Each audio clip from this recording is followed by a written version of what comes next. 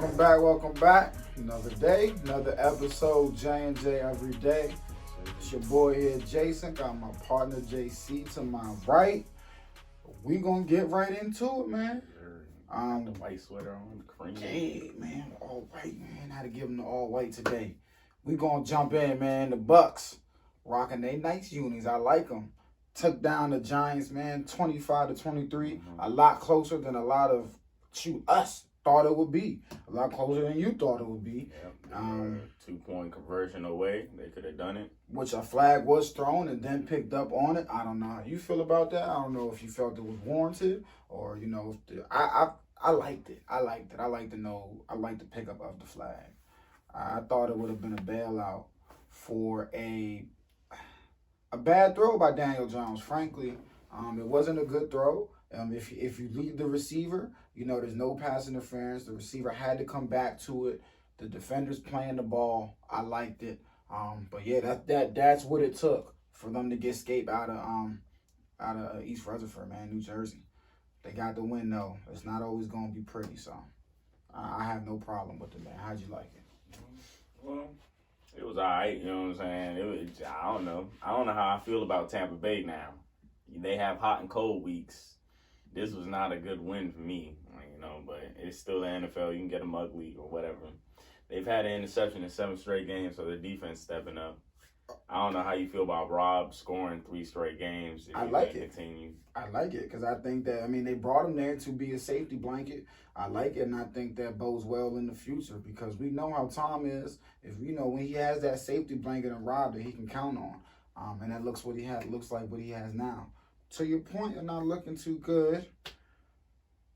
They have beat the Broncos, Panthers, Chargers, Raiders, and the Giants. Their biggest win is the Packers. You know, and that was a beatdown. That wasn't just a win. It was an all-sides domination of a team that we think, you know, is a contender, one of the top AFC teams. But I think your question will be answered maybe a little bit this Monday night. They lost to the Saints to start the season off. We all chalked it up to, you know, there's no preseason, Tom Brady, new team, Eric, you know, a lot of factors. We gave him a pass on that one. Antonio Brown's there this week. You know what I'm saying? I think Michael Thomas will be back. Antonio Brown's there for Tampa Bay. I think this is a measuring stick for both teams. So we'll see. But listen, I like Tampa Bay. I think their defense is legit. Again, I know it was an ugly win against the Giants. That's like 2 straight. Hey, see, it's difficult, man. It's difficult. You done forgot 2 straight weeks. You done forgot. But I hear what you're saying about the Giants. You know what I'm saying, and scoring 23 points on the Buccaneers. But I think Tampa Bay will be okay, and I like them moving forward, especially when you're adding Antonio Brown to that nucleus. Man, I like him. So good win for him, man. You got to win the ugly games. You got to win the the blowouts, the pretty games. You just got to win. We'll see, you just got to win. Well, this Thursday, man, yes, sir. Aaron Rodgers' 4-6 career record against 49ers. Mm-hmm. What do you think about his chances this week? It's in Levi Stadium in San Francisco. I like his chances this week, though, because, man, San Francisco is just one to close their facility today. Mm-hmm. But they still saying that test. They're still going to go forward with the with the Thursday night game. But I'm going Green Bay because, man, San Francisco's coming in this one just hobbled.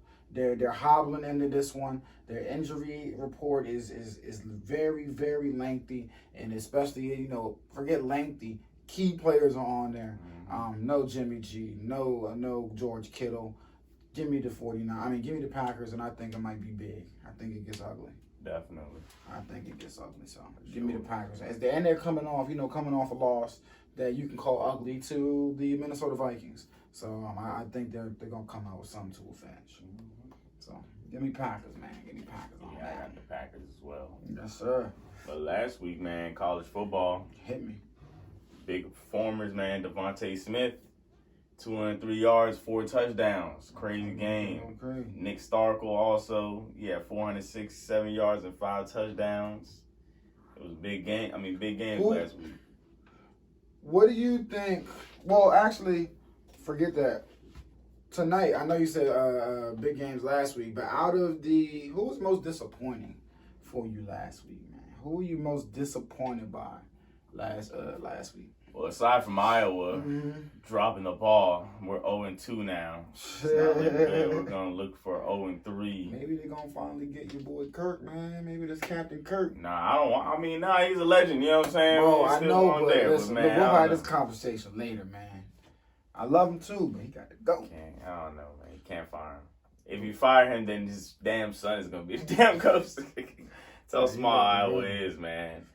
Who am I most disappointed in? Biggest disappointment last week.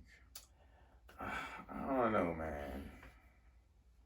I can't really say Penn State because I'm actually glad that they stepped up a little bit and they didn't roll over to Ohio State. True. They scored some. True. Okay. What about you? Man. It's split, man. My biggest disappointment is split. I kind of didn't want to choose this team as the biggest disappointment. Well, your team? But, my team is the biggest surprise to many. Probably be number 6, Oklahoma State, baby. But I think we got to call it, man, Michigan. I went on a rampage last week about what if they lose to Ohio State. Didn't I say that they was going to lose to Michigan I think State? you might have called it, but I told you. Listen, they just lost to Michigan State. Just lost to Michigan State, who had previously, the week before, been beaten by Rutgers, if I'm not mistaken. You know, I don't get it. Michigan, biggest disappointment of the week. And I think their season, it's my bold prediction, I think their season will continue to spiral downhill. I think things will just unravel for I think this is an overrated team because Jim Harbaugh, you know what I'm saying? Think he should just come back to the NFL? You think he's just as an assistant or something? I don't know, head coach, assistant, something. Just not this. He'll be the Cowboys coach, if anything. Just not the. Let's not go there. Let's not go there, guys. But yeah, that was my biggest disappointment. But some other scores. That'd be the only disappointment from that week, if there wasn't. North Carolina upset by Virginia, number 15. They've definitely taken a slide. I know you remember us talking about them being top 5 at a point, top 10. Now they're at 15, gonna slide back. They lost 44-41, man. That was a nail biter as well. And number 16, Kansas State got mollywopped by West Virginia, 37-10. Jared Diaz had 22 for 34, 301 yards and 2 touchdowns, man. You think about the rankings. Clemson's still number 1 out there. Alabama number 2. Ohio State number 3. Notre Dame number 4. Okay, man. And that's something to talk about as well. I have no. I guess Alabama should have jumped Clemson. I guess if we're going on the pretty scale and how pretty you win by week. I guess that's what they do. So I mean, Alabama had 29 votes and Clemson had 33. So okay, so it was close. People probably gave Clemson a pass. No Trevor Lawrence. I'll ask you, how do you think Trevor Lawrence fares? Or how do you think Clemson fares this weekend going up against Notre Dame? I think Notre Dame might have get this win and sneak it in. You'd have to. Yeah, with Trevor Lawrence out, you have to take advantage of this. Based on, I get, things might pick up next week with DJ Umbageli at quarterback. I still don't think that's going to be enough. I think Notre Dame will beat them because, man, Syracuse always plays them tough. I know that. They beat them a couple years ago when they were number 1, but I just don't see the consistency from the quarterback position that I think that they're going to need going up against Notre Dame. Travis Etienne is going to have a way bigger, going to have a way bigger way game, bigger, man. Way bigger. And he only had 224 yards from scrimmage and 2 touchdowns. He needs to go crazy. It's going to be tough. Who are some other top performers, man? Desmond Ridder, 21 for 26. He's out of Cincinnati. 271 yards, 3 touchdowns, 2 rushing touchdowns. They took an L this week. No, they took an L this weekend, unfortunately for them. No, I think Memphis actually lost this one. No, yeah, Memphis lost. Memphis got beat down. Man, look, again, I'm gonna go back to Notre Dame real quick, y'all, just because they've allowed the most points is 26 points they've allowed this year. Granted, their opponents haven't been juggernauts, but again, a backup quarterback and you're gonna be in Notre Dame. I don't like it. I don't like it. They're still the underdogs on DraftKings, you guys. They're going, and they probably will be. We gonna have time on Friday to run these down, or should we run them down real quick? Speed run. It's college day. Yes, sir. And quick note: the Pac-12 is back this weekend. Okay. We'll get to that. And tonight, the MAC returns to football tonight. Yes, sir. So tonight, I'll get the MAC games out the way. Tonight, Eastern Michigan taking on Kent State. Western Michigan taking on Akron. We got Buffalo, Northern Illinois, Ohio State, Central Michigan, Ball State, Miami of Ohio, and Bowling Green taking on Toledo, man. So the MAC is back. If anybody, any of your teams in there, Eastern Michigan, Kent State, MAC's back. But Miami takes on NC State this weekend, number 11. And the big game, BYU number 9 versus Boise State number 21. Yes, sir. You see an upset set or no? Boise State taking on. No, I think Zach Wilson. Look, he's been dynamic at the quarterback position for BYU, and I think he continues to be dynamic at the quarterback position, as well as Dax Milan, 6 touchdowns on 706 receiving yards this year for BYU. You see Michigan losing again to Indiana? I do. Michigan's losing to Indiana. Indiana, number 13 at 2-0. They take down Michigan. Texas is going to beat up West Virginia. I hope so. Again, I just told you West Virginia took down number 16 Kansas State last week. Beat them down. So hopefully so. But put your money on Texas. Huge game at 3:30. Number 8 Florida versus number 5 Georgia. This is huge, man. Florida might sneak this out. Battle between the hedges. But I'm going Georgia. I think they're the better team. Why you say that? I think Florida will have trouble on the defensive side of the ball, stopping Georgia. I just think Georgia has more weapons on the outside. Give me Georgia. I do not root for Iowa State, but they're still the home state. They're going against Baylor. They're number 17. He's rooting for them. Hey. He's rooting for him. Hawkeyes, man, you let me down for a little season, man. Let me go ahead and go, you know what I'm saying, to Ames real quick. You know what I'm saying? My cousin went to the school, so I can grab his gear a little bit. I don't know what we're going to do with the boy. I don't know what we're going to do with him. Hey, man, Iowa State's not doing so bad here. You can't complain. They're 4-2. We'll see how that goes. The big one this weekend, Clemson Notre Dame, number 4 versus number 1. Yeah. It just sucks that, we are without Trevor Lawrence. It's actually going to make it a little bit more entertaining, man. That game would have been 48-23. I don't think so. I definitely don't think so. I don't know, that definitely would have been a game. Trevor Lawrence be killing these people, man. I think Notre Dame is a with that NFL team. But I'm going to give y'all some Pac-12 since they back this weekend real quick. I know y'all happy. We get Pac-12 after dark. Pac-12 after dark. My voice just cracked. Crazy. Everybody's going to be up on this side. Me. Arizona State taking on number 20 USC. We got Arizona taking on Utah. UCLA takes on Colorado. Stanford takes on number 12 Oregon. Washington State takes on Oregon State. That's at 10:30. And Washington takes on California. That's on 10:30. Even if you're not up, I know you just miss being in the crib, man, on a Saturday night and just knowing that at 12 o'clock, there's still a game on ESPN that you can just, man, let me just cut this game. I forgot to mention. And the game is always crazy. It's always some crazy stuff happening. I forgot to mention Tua's little brother and Jake Funk, the running back from UMD, with that incredible comeback. Yes. 216 yards. Yes. How could we forget Tua? Do you think that they continue? I don't know how to pronounce his name. I don't know. I'm gonna just call him Tua little baby, man. Yeah, I was gonna say I thought you knew how to pronounce it. That's no, sir. I'm not even gonna try. It took me long enough to learn. Tonga Valoa. First of all, I still don't know. I didn't say it so long. I still don't know how to say Tonga Valoa. Yeah, whatever. There you go. Yeah, they had a big comeback. You think that they will come back and win again? Maryland takes on Penn State this weekend. Penn State. It's not happening. Man. I'm gonna be real with y'all. Maryland, upset city! upset city. They're going to do it. It's upset city. Let's go. I think Maryland upsets. I think they upset Penn State. I think so too. They're going into Death Valley. I don't think it matters. I think they upset Penn State. Upset city. Penn State is sitting at 0-2. I think they might still be shocked from their first loss of the season.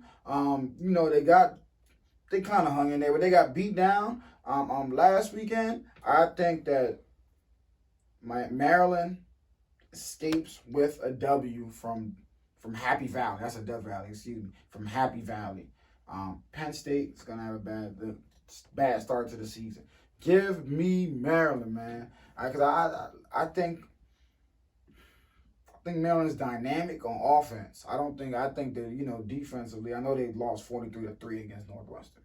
I'm going to give them that was the first game of the season. I'll chalk that up to there. But I think they are dynamic offensively. My question is defensively. Will they ever be able to stop somebody? Talia, that's his name.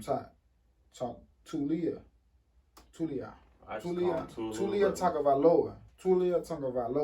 There you go. I think that he'll be able to produce enough explosive plays to pull off an upset, man. So give me Maryland. I wonder where he was last year. Give me Maryland. Was he in Maryland last year? I don't believe so. I don't believe so though. Was he? Who knows? But listen, he's gonna get it done. Anyway. I think he was at Maryland. But what you got, man? Sports betting is legal now in Maryland. Yes, sports betting is definitely legal in Maryland. It might take us a few months. Gunshots, fire them off. We can celebrate. Fire them off. Before we get up out of here. What you got for me? The trade spotlight, man. The Dolphins are sending wide receiver Isaiah Ford to the New England Patriots for a 6th-round pick. Okay. So we'll see.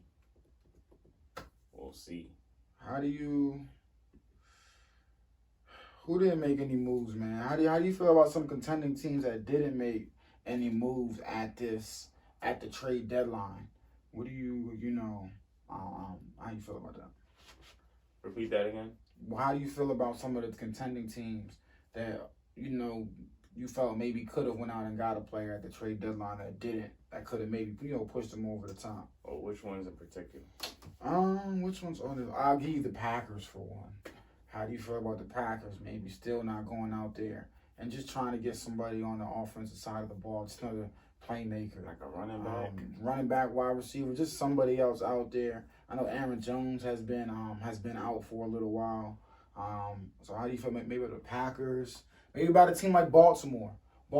Not going after a wide receiver. They have the fewest receiving yards in the NFL, and we've seen over the past couple of weeks their offensive struggles. Lamar Jackson, 3-4 tight ends. That's cool. Who cares? No, they need some more dynamic receivers. I think even Hollywood Brown had put out a tweet. I think it was even still during the game. Voicing his displeasure. You know what I'm saying? So I think Baltimore for sure. Listen, he said this is after the Ravens lost. It's 2:01 p.m. The game kicked off at 1. It's halftime. What's the point of having soldiers when you never use them? In parentheses, never with exclamation points. So he's voicing his displeasure and the Ravens' lack of the passing game. So I just felt like they were the Packers, more so the Ravens. I thought definitely could have gone out and tried to make some moves. The Packers definitely, because Aaron Jones is out. Mm-hmm. The rookie running back tested positive, A.J. Dillon. Yep, and Jamal Williams, their backup, it was in close contact with him. So they're all three out.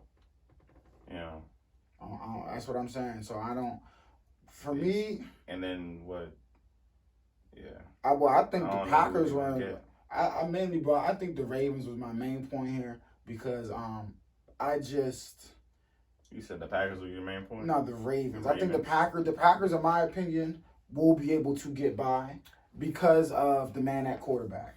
I think that he'll be able to get by because of the man at quarterback. I feel like the Ravens will be all right. I don't because they've only lost to the Steelers and the Chiefs. But yeah, I'm not talking about their losses. Even in their wins, the passing game still it's not what you want to see out of a team that in the playoffs the past 2 years, has come up short because of their passing game. So we know the Ravens are going to have a good record. That's not what we're worried about. We know they're going to be a top team. They're going to win games.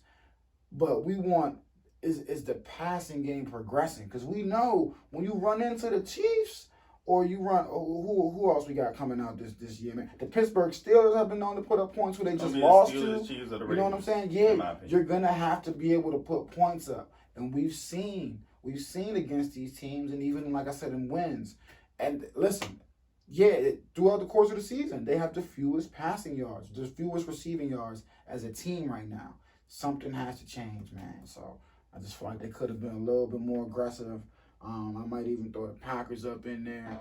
Who else we got? That could have made maybe a little move to bolster themselves. Maybe even the Saints, even with having Emmanuel Sanders and Mike Thomas in and out of the lineup so much. Maybe even the Saints trying to go get another playmaker on offense, especially knowing Antonio Brown. So I just thought it was a very quiet trade deadline. I don't know if it was COVID related or not.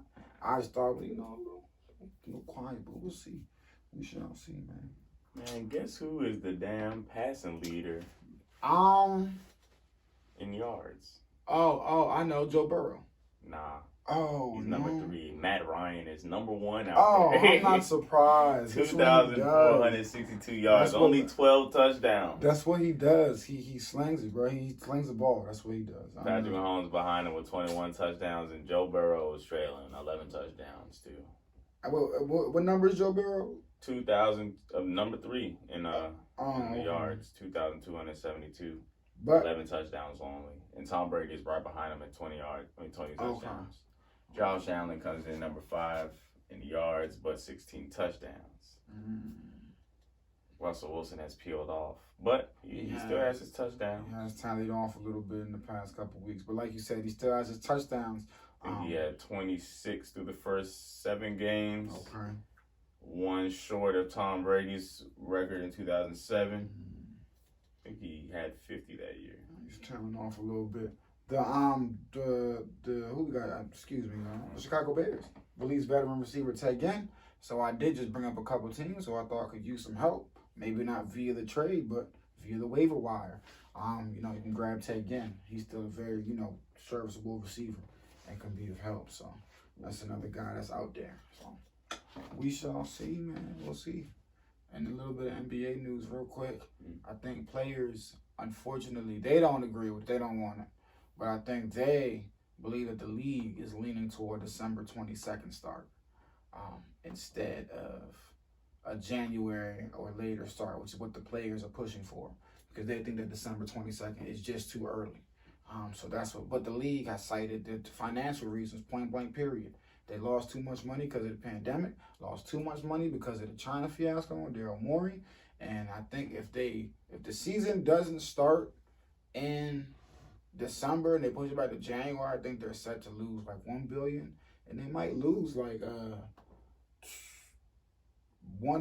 billion or more through this season, because they don't anticipate having fans at any part of the season in the stadium. So without the fan revenue, you know what I'm saying? That's why they have to start in December, they feel, because without the fan revenue, and then you're missing out on Christmas games and those things as well. They just feel like it's not viable. So we'll keep an eye on that. And there's something else. There's one more thing. Worst case scenario, both sides can't agree. A lockout. They tear up the CBA. So we will have you guys, we'll stay tuned and watch that closely, because we all think basketball is coming back. I think the players will fold, man. Once you tell the players, man, their money's on the line, they're just gonna fold. Oh, they know their money's on the line. They definitely know. I think for them, it's just like, dang, man. I mean, look, they're holding team calls today. Right back to work. They're getting team calls today, and I think they're expected to get a consensus on approving a December 22nd tip-off, which means we should get pre-Christmas and then Christmas games. So, sheesh. Yes, sir. In the bubble? I don't think it's gonna be in a bubble environment anymore. I think it might just be back to regular arenas, but I don't think that it's gonna be with fans. You feel me? I don't know if we're gonna have a bubble. That's another great question. Are we doing a bubble for 82 games? that was gonna happen. So we'll definitely keep an eye on that. But you got anything else, player? Nothing else? All right, man. It's just interesting. Nah, yeah. I think they would have to do a interesting, bubble, bro. man. I don't think they would have to because I think, bro, I don't think they would have to. That's But the I think, NFL. I know I'm saying, just like the NFL, they'll just have to accept the fact that, listen, you might be without a LeBron or KD for a game or two during the Oh, season. no. Man. It'd be a week or two. What you talking about, a game or two? You might be without them. Nah, might. I don't know. You can't do that. I don't know what they're going to do. A bubble, we'll get into that on Friday, but a bubble just seems like, man, it's a lot. It's a lot for 82 games. That's a lot. But again, we'll see. This is the only choice I say. There's always, that's the only choice you got to say.